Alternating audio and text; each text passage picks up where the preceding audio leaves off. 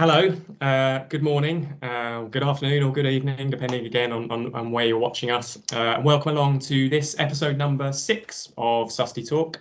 This is Edie's series of conversations with the inspirational sustainability and environmental experts who are continuing to drive sustainability and climate action through this period of lockdown here in the UK. It's Wednesday, 22nd of April, which means 3 things. It's day 30 of lockdown. It's Jack Nicholson's birthday, for anyone who can. But perhaps most importantly for this episode of Susty Talk today is Earth Day. So it's in fact the 50th anniversary of Earth Day, which is of course all about raising awareness and mobilising collaborative action among businesses and governments to tackle climate change and enhance sustainable development.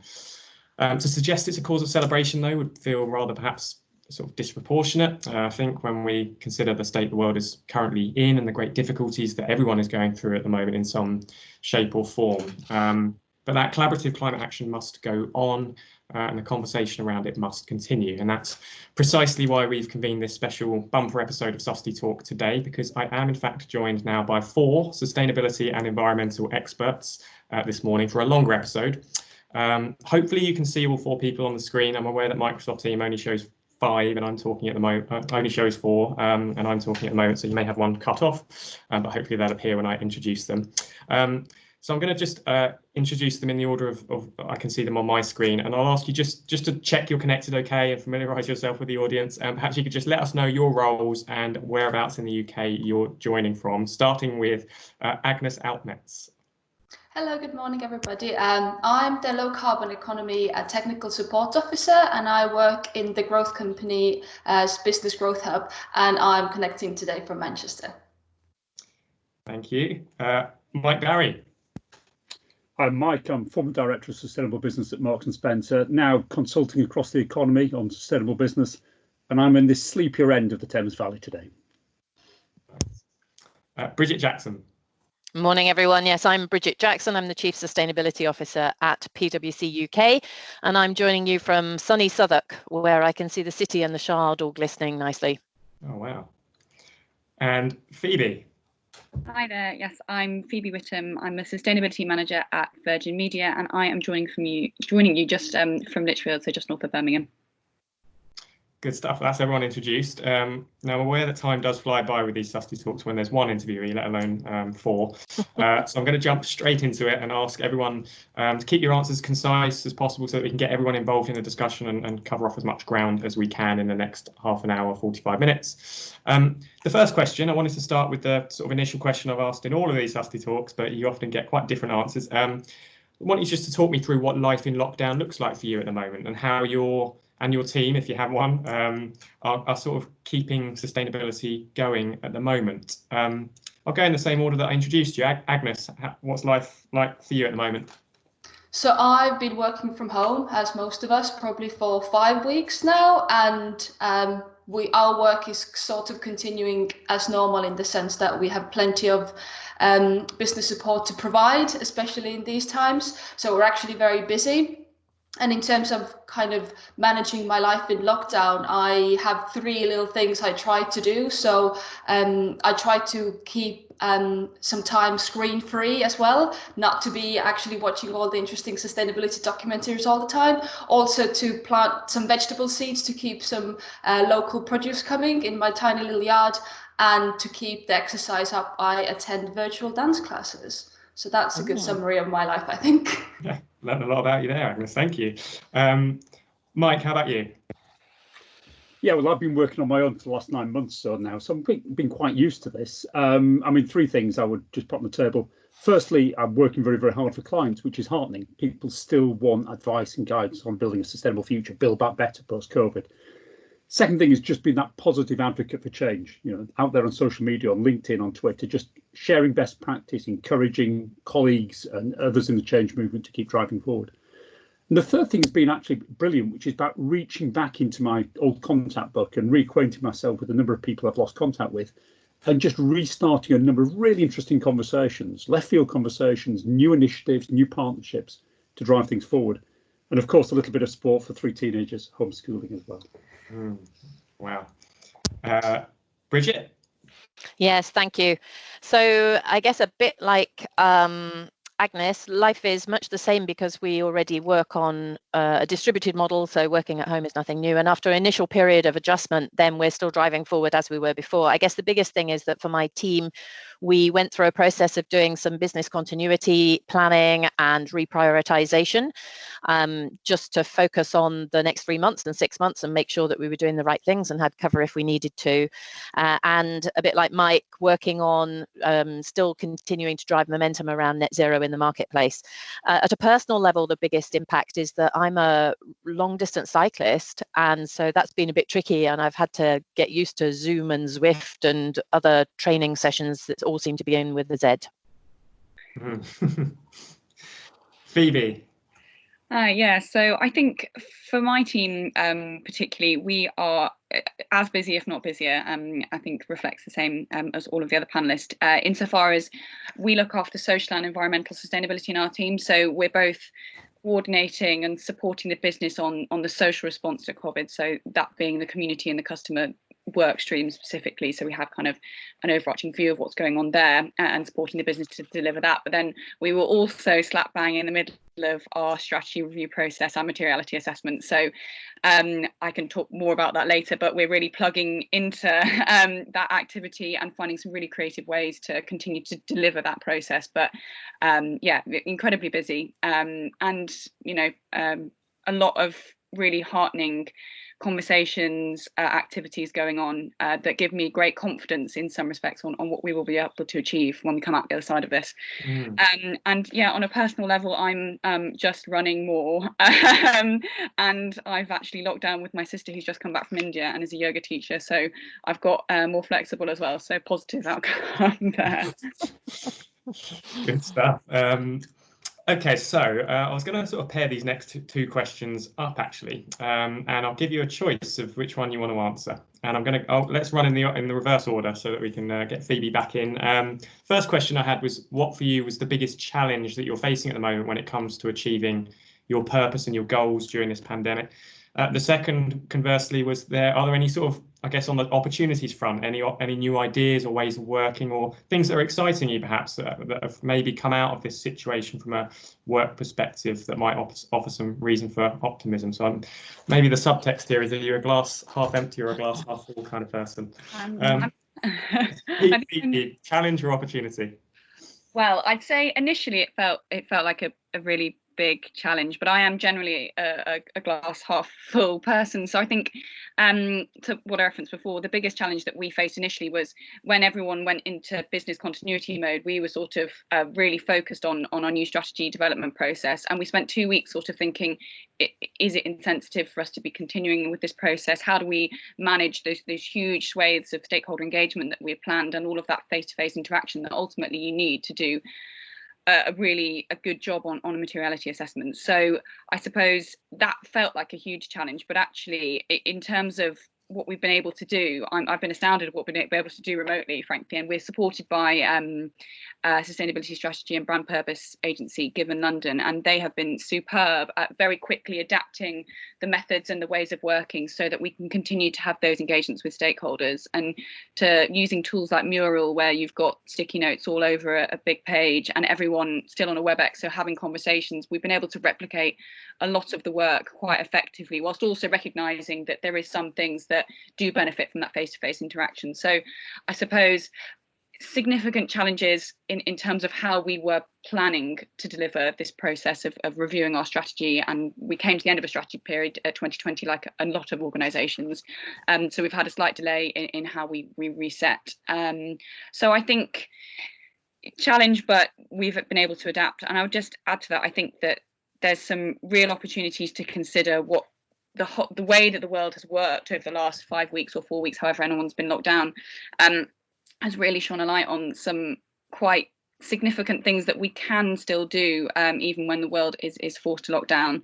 And I think, so BBC article this morning, Chris Stark saying, we have all of this money being ploughed into physical infrastructure that's on hold but is still planned to be deployed by the government when we come out of lockdown. Should we really be focusing, you know, I think it was 52 billion, I don't quote me on that, but 28 billion less significant, but still significant, on physical infrastructure, and should we be thinking about how we can support the world to work perhaps in a more virtual way. So there's really real opportunities to think about public service investment and that kind of thing as well. So there's kind of a lot, I think, that we can consider as we come out of the crisis. Okay, thank you. Bridget, challenge. Yeah. I'm going to touch really on the opportunity side, I think. And this, for me, works at multiple layers. So if you take it all the way from geopolitics, macroeconomics, the business focus, societal and cultural shifts to the individual, this is an incredibly unusual situation for us to be in and a unique moment in time. And so I think when you get disruptions of this degree, there's always an opportunity to shift things in a way we haven't seen before. And the most obvious of those is just the business model and how many of us may change our travel footprints and patterns, the way we use offices in the future, the real estate footprint we need versus social distancing, etc. But if you take it at its broadest, there's some really interesting things that are emerging. And one of my colleagues has talked about this morning in a new piece on our website. But we've seen, for example, an emergence in the trust in science and experts that was really under threat before, and that means that potentially we'll see more attention paid to the long-term climate threat. There have been extraordinary interventions from governments, and so the role of government to keep society safe should be going up the agenda, which might help our area.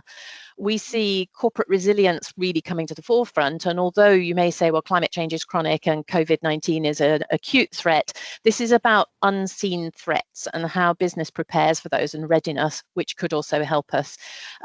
We're seeing how interruptions that are happening to business changing patterns, how do we harness those in order to help us to keep emissions low?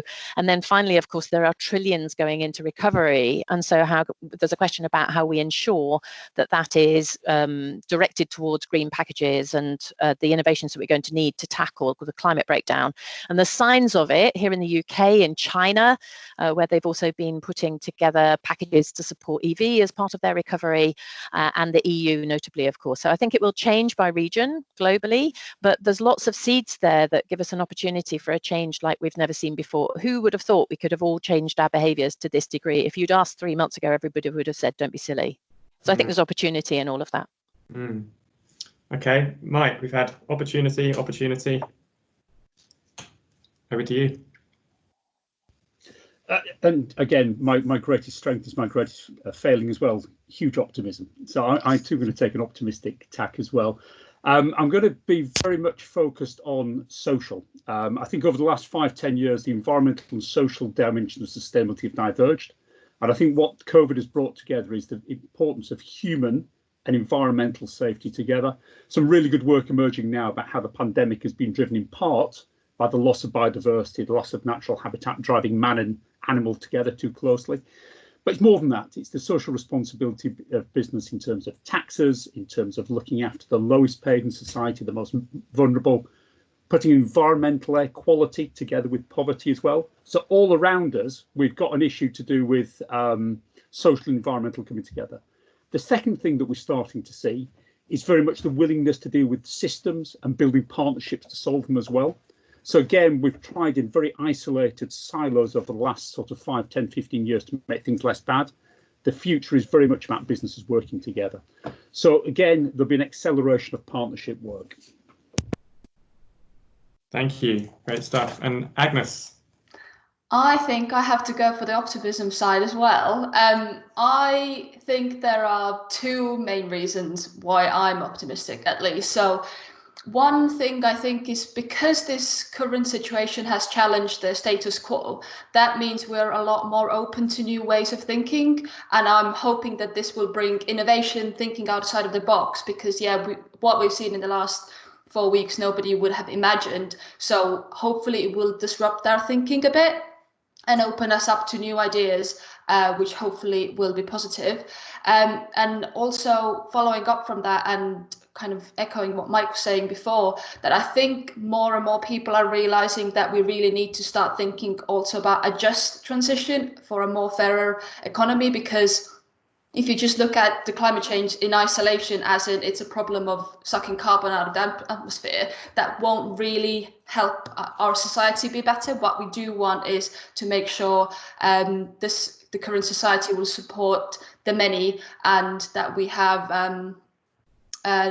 that the most vulnerable won't be affected adversely. So we're kind of a bit more in a fairer position. So I think, yeah, there's certainly a chance for new ways of thinking, and also to incorporate that into a slightly more just transition to a low carbon economy.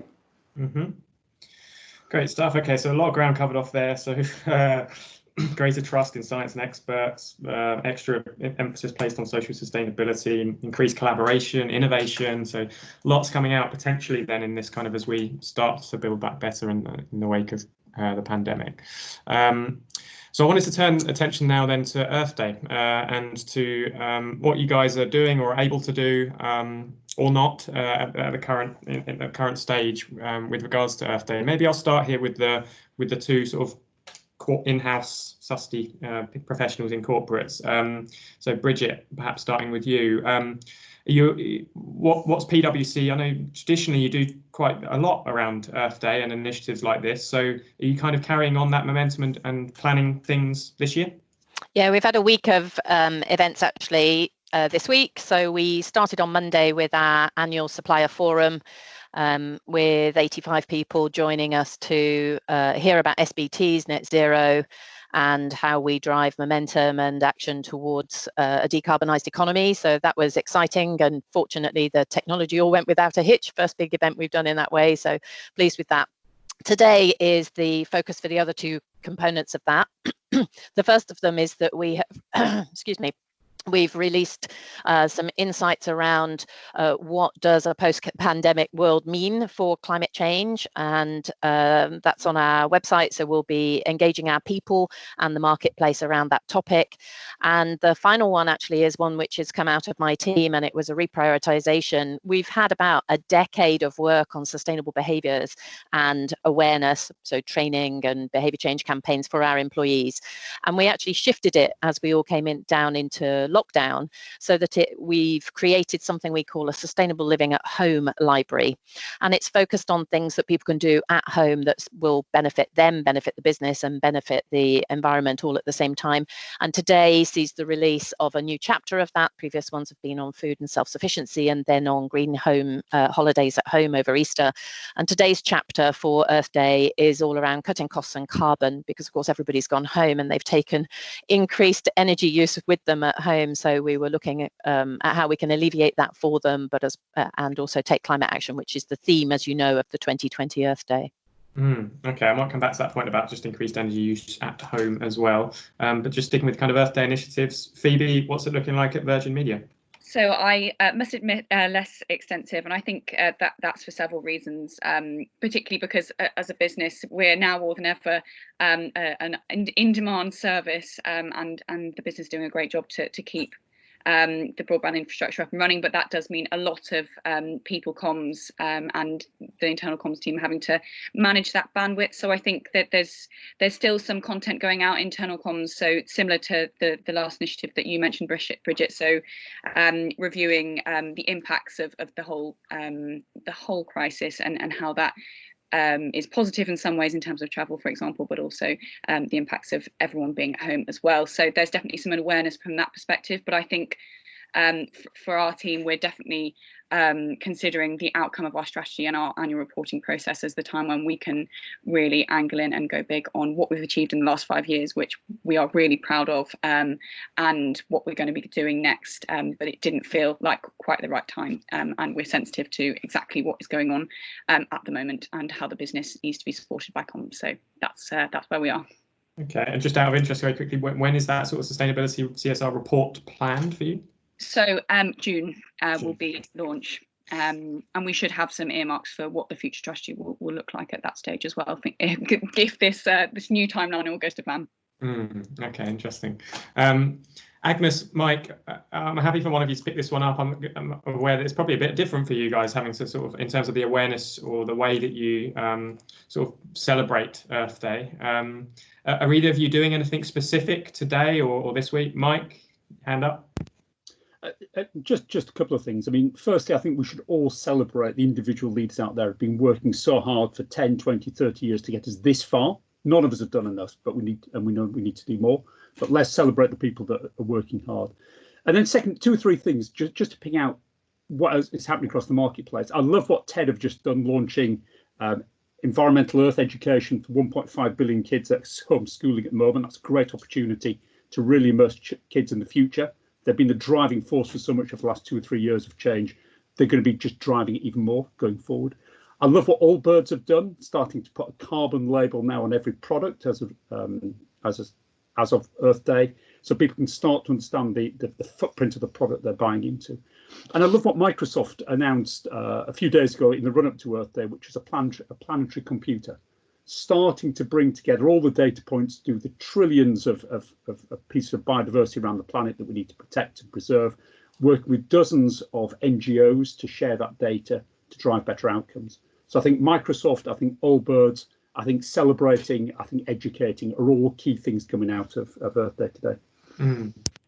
Agnes, does that chime well with your views on things? Yes, and I should say in our teams we're not doing anything very specifically for Earth Day, but what we do consistently, and what we also want to do in the next newsletter, is we do publish a green intelligence newsletter for the businesses that we support in the Greater Manchester region. So we always want to encourage SMEs for actionable sustainability steps. So that is sort of covered in there, but no big specific campaigns around that currently. Okay. I wanted to ask then a little bit about this point of engagement. Phoebe's touched on it a couple of times in terms of the, you've got that sustainability report coming up, and obviously a business like Virgin Media has clearly got some significant other sort of priorities it needs to be really focusing on at the moment. A lot of sustainability professionals are facing this sort of challenge at the moment of how, and indeed sort of when, they should be communicating sustainability, A, internally, but then B, externally to consumers and things, and how you kind of strike that right tone and the right balance between the way you're communicating sustainability at the moment. This is one that I'm going to throw out again, so the nice polite show of hands would be good if you want to jump in. Does anyone have any views on how to address that challenge and how best to communicate sustainability at the moment? Phoebe. I can kick us off. I think it's not anything that we have necessarily actioned, but we're obviously thinking about how we're going to communicate in the next couple of months on performance and future activity. And I think what we've discussed today is how this new way of working facilitates a new way of communicating. And I don't mean new in terms of novel technology. It's more that people are much more reliant and are being far more creative in the way that they communicate, and also what they respond to, because in a situation where you are far more isolated from your peers, your friends, you may talk to them on this kind of medium, but you may still be feeling the distinction between that and face-to-face contact. So how do we use people's sort of want for more engagement and more face-to-face content, more user-generated content, more enablement and more engagement to communicate what we're doing, or encourage people to engage with what we're doing? So that's not to say that I have a solution to what that looks like at the moment, but that's definitely what we're exploring, how we can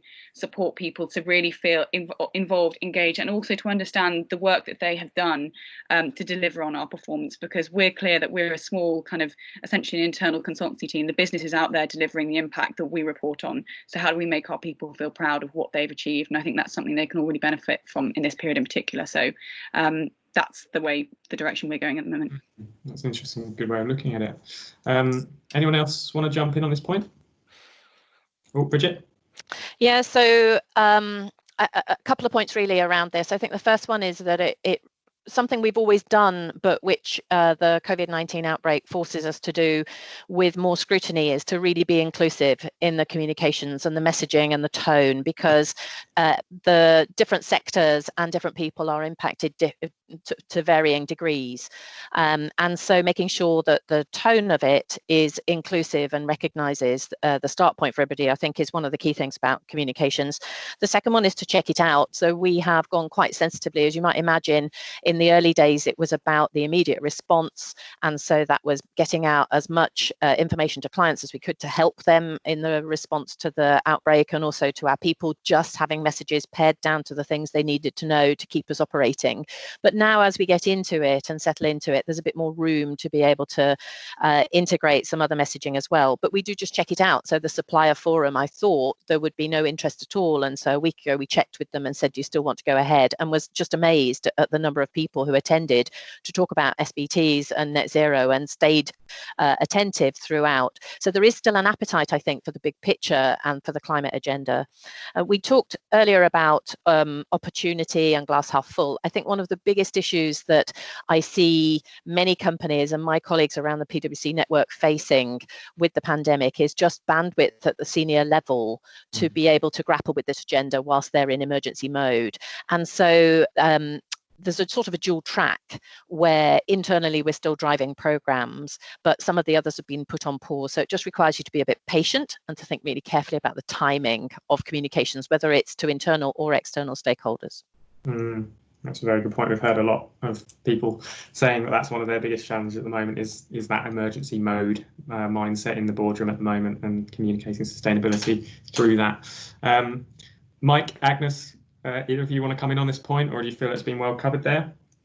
I think it's well covered. I'll maybe just add that I agree with the points made earlier as well, that you do want to be careful with your messaging, and maybe currently might not be the right time to blast with all of your great ideas, but what you can do conversely is take this time to actually plan and do the long-term thinking, which you don't usually have time for. So actually in my teams around low carbon, we're actually taking this time to plan what we can actually do on the other side of COVID to actually really support our businesses around the low carbon agenda. So so if you don't have a chance to communicate right this moment, then we're doing the opposite of taking the strategic view and doing thinking around that. Yeah. Okay. Good stuff. Right, Mike, as you passed on that question, I'm going to throw you straight into this next one, and it's probably one of the more challenging questions I have on my list. And it's just to do with the kind of the global picture that we're seeing at the moment in terms of emissions. So it's obviously quite likely that this pandemic will trigger the largest ever annual drop in CO2 emissions. Carbon Brief puts that potential drop at about 5.5% compared with 2019. But it does also note that global emissions would actually need to fall by 7.6% every year this decade in order to limit global warming to 1.5 degrees. What do you make of that? Well, I mean, firstly, we can take no benefit from seeing a short-term reduction in carbon emissions. The human misery that's been inflicted to deliver just 5% of emissions, let's just put that to one side. COVID's had an unacceptable impact on so many lives and livelihoods. I'm not optimistic about hitting 1.5 degrees. 7.6% every year, year in, year out, is going to be tough. We need to scale the solutions we have today much quicker, but we need systemic solutions in infrastructure across the globe to be adopted much quicker. And then we need lifestyle changes as well. Now, we've talked about people starting to work from home more. We've started to talk about less business travel in the future. All of that will help, but we need to remember the global population is growing. Generally, it's more middle class and it's consuming more. So there's so many headwinds against us in terms of reducing emissions in the old paradigm. So the one thing that makes me optimistic is, again, we're coming to this end of this 40-year cycle, 1980 to 2020, of globalization. And we as a community worked really hard over the last few decades to sticking plaster the worst extremities of that in terms of human rights, animal welfare, carbon, plastics, etc. But nothing's truly changed. What we all have to accept as we think now about building back better beyond COVID is fundamental shifts in the infrastructure and the behaviour of society. I think we've had a test bed for seeing some things will work and how we can take them forward. But let's not underestimate how much change is still required. The key bit of optimism I've got at the moment is for the first time I can start to see consumption models based upon what is good for the consumer, the citizen, and what's good for planet and people. We talk about Tesla. It's a fantastic story in terms of carbon, It's an amazing high-performance sports car, highly aspirational that anybody wants to drive. The rise of the plant-based diet has been driven as much by interest and willingness to explore a different form of diet as being the low-carbon story mixed in with it. I talked about Allbirds sneakers, amazing in terms of the carbon story embedded within that shoe, but the most comfortable shoe I've ever worn in my life as well. And that's the future. We've got to show people that they can consume in a different way in the future that is good for them, good for planet, and good for society at the same time. But let's hold ourselves to account today. We haven't got the scale, we haven't got the pace to sort of hit, I think, 2 degrees, let alone 1.5 degrees. Mm. Very interesting summation there.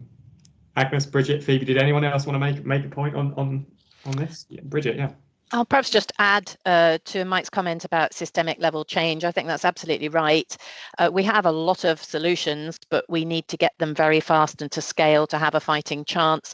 Some of the things that COVID-19 is perhaps going to prompt may help us. So nearshoring again, regionalisation and nationalisation of some of the bits of the supply chain.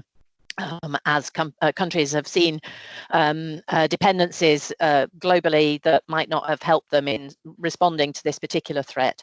And so some of those may help us.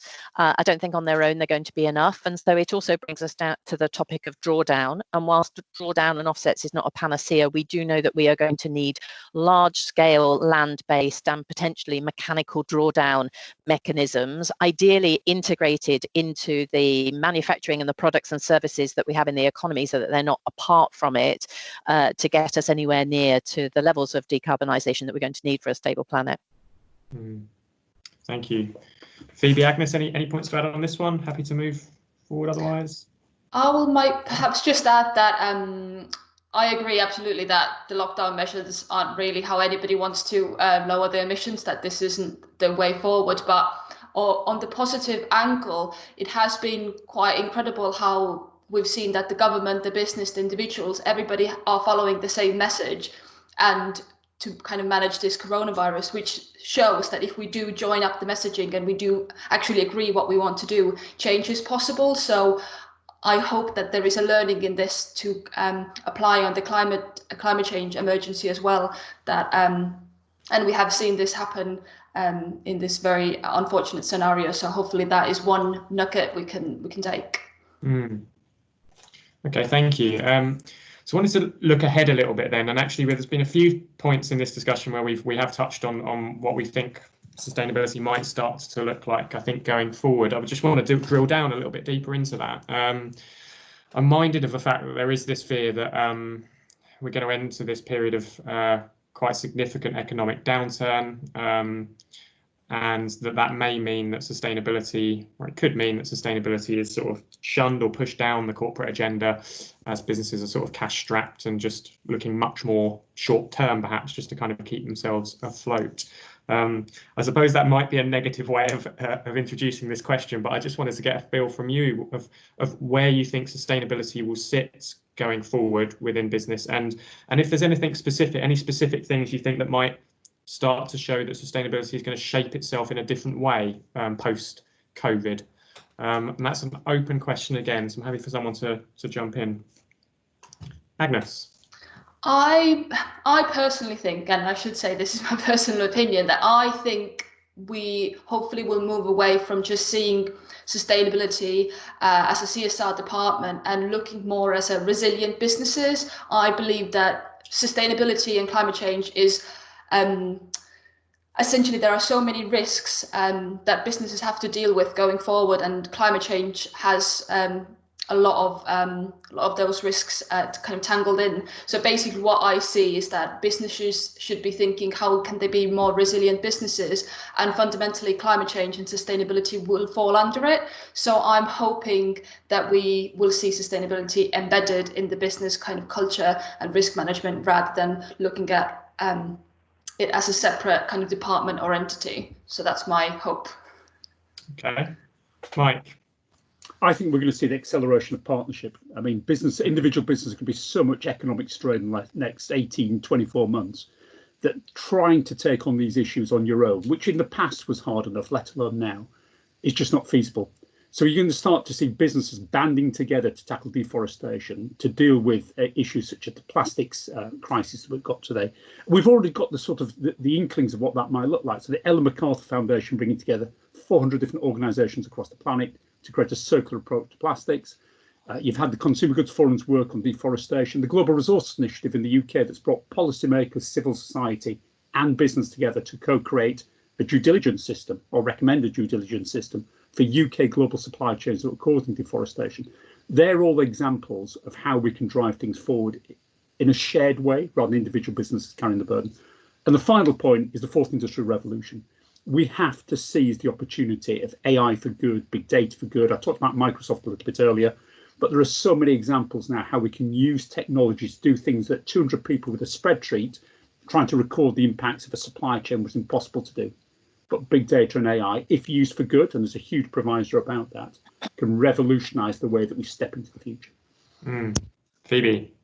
I completely agree with both points made, and I think this, I suppose, slightly builds on both Agnes and Mike's points, but also something that Bridget referenced earlier about inclusivity and inclusion. So I think what we've seen through the last month or so has been an incredible focus on people and what people need and what is best for people. And that is not the way that the global business environment has functioned for a very long time. And we've all been forced to because we have to in this scenario. So I think the examples that Mike's given are great examples of people designing things which are environmentally progressive products, but also inclusive products. And those products are just fundamentally better products because they have those two criteria ticked off as such, but also because they just allow everyone to feel like they're making a choice based on something value-based. So I suppose to knit those 2 points together, we're seeing things that are much more people-focused, and I think we might see an alignment between actually things that are inclusive for everyone and things that have environmental benefit are generally beneficial to people, and people, I hope, will continue to be at the heart of the way that people that businesses drive forward and design both their product and service strategies going forward. So that is my hope. Some really cause for optimism there. Bridget? Yeah, so a couple of extra points to come in with here. I think that we will see the sustainability agenda will be very different by geography. And so for those territories or countries which are on a net zero trajectory, then we'll continue to see momentum towards it, potentially acceleration towards it, but not in those that haven't got it. So we know at the moment that there's 121, I think, countries it is that have either got legislation, regulation, policy, or are on their way towards net zero. Unfortunately, not the big BRIC countries. So I think we will see a split by geography, and that, of course, is a challenge for businesses that are global because they have to manage all of those local agendas under their global umbrella. At the same time, we're seeing in those countries where net zero has got momentum, big announcements still. We saw Shell with an announcement for net zero last year, and energy and transport, I think, are now in some territories well on their way, and we'll just see that scaling and an acceleration of those, which is good news. There's two other things that I think are relevant. One of them is a convergence of stakeholders' expectations, which is helpful. So not only have we now got 50% of global GDP on a trajectory to net zero, but we've got the finance community also demanding 1.5 portfolios of the investors and the executives of companies that are in their portfolios. We're seeing citizens, remember, it's not that long since we had XR on the streets, that we've had the global strikes on the streets. And since then, some really positive moves where the UK has taken on and run some really informative and good citizen assemblies, which is bringing our consumers, our citizens along with that agenda as well. So I think it's helpful that the opinions and the expectations, at least at the macro level, are aligning. And finally, I would say, however, in the short term, the sustainability agenda for most companies, I think, is either going to be super macro or super micro. And it will either be dealing with the strategic threats to the business and resilience, or it will be dealing with immediate cost cutting that can help in recovery from COVID. So it will require a bit of patience for sustainability practitioners to work through all of the agenda, and just getting the right things in the right order will be important, taking the opportunities when they come. Thank you. That was a very comprehensive roundup from everyone there, so thank you. 6 or 7 minutes left, and just a couple of questions I had remaining. the first kind of maybe follows on from that last point about where sustainability is going, and I wanted to ask about where you feel the profession is going generally in terms of skills, traits of environmental professionals that they particularly maybe need to embody right now, but you might see that they need to kind of really hone in on in time to come. Does anyone want to jump in on this in terms of kind of particular skills, traits? Mike? Yeah, I mean, I think a great sustainability leader can do 6 things. I mean, the first thing you've got is amazing EQ. You've got to get alongside a busy, complex organisation. COVID's a great example. Huge pressure on the organisation, and you toddle along asking to talk about 5 or 10 years from now. The ability to get alongside the organisation and its individual leaders is critical. So EQ, emotional intelligence, is the first thing. The second thing then is business knowledge. If you want to change an organisation, don't just make it less bad, but fundamentally change how it operates for more sustainable outcomes, you have to know how it ticks. So I think more and more people in the sustainability profession will come out of core business and learn sustainability, not the other way around. The third thing, clearly, you need good IQ. You've got to be able to join the dots. We've talked about lots of things today. We've talked about the fourth industrial revolution. We've talked about partnership. We've talked about citizen assemblies. We've talked about tax. All these things surround a business. The ability to bring all those different information points into the boardroom into coherent, and this is what we should do. I think it's critical. The fourth thing you've got to do is build partnerships. You're not just competing as one organisation to win on its own. You have to be able to compete with, collaborate with those around you as well. So for an M&S, it'd be a Tesco's, a Sainsbury's, a Waitrose. For other organisations, it's clearly different. The fifth thing you've got to do is be able to see both the short-term need, and we've talked about that, but have a vision for a radically different way of providing customer service and satisfying consumer need in the future. We've talked about Tesla, we've talked about Allbirds, we've talked about plant-based diet. That's just the start. You've got to imagine your business getting to a very different place and have a pathway to get there. The final thing, as we all know on this call, you need courage, because it's bloody difficult. And if you just accept the first slam door in your face, you'll get nowhere. The second, the third, the fourth, you've got to keep pressing. But if you press, you can help create a better future. Well, a list of 6. Fantastic. Thank you, Mike. In that regard, I'm going to just maybe ask for just one other person maybe to jump in on this point so that I can then get my second and final question in. Yeah, Phoebe, hand up first. I can jump in and sort of piggyback on Mike's beautifully curated list there and just say that from my perspective anyway, I've seen my colleagues in the industry and in my team internally actually respond and manage these changes in this crisis really impressively. And I think that probably is from a historical manifestation of those traits that you've listed, Mike. And I would add to that probably the ability to be resilient and to keep pushing. And we have been knocking on closed doors for quite a long time as a sector, so we're quite well prepared for this kind of challenge. And that's not to diminish what's going on in any way, shape, or form, or to say that we're sailing through. But I think that you might find that across the sector, there's quite a lot of people who are being really creative about how they manage the crisis and how it's impacting on their workload and their work streams at the moment. So it's again I'm guilty of another cause for optimism, but I think that it's a really interesting time to understand how you work and how you are applying your skills and actually recognize that. And thank you, great stuff. So last question then, just a couple of minutes remaining, so I'm going to get you just to give us in 1 or 2 sentences an answer to this final question, and it's basically just to round us off, your kind of tips, advice or thoughts you might have beyond what you've already kind of mentioned for fellow susty professionals who are also working from home, maybe furloughed even, and are perhaps, getting a bit frustrated by the current process and want to kind of keep themselves progressing and sort of sane. So any working from home tips, recommendations? Agnes, we'll go in the order that I introduced you at the beginning. So Agnes, quick one from you. I would say that, like I said at the beginning, to take time to spend time off screen, because the best ideas come to people when you're sort of daydreaming. And if you're actually sitting behind your screen and working away, we probably won't come up with the best ideas. So feel confident that it is productive to also just take time to reflect and daydream a bit.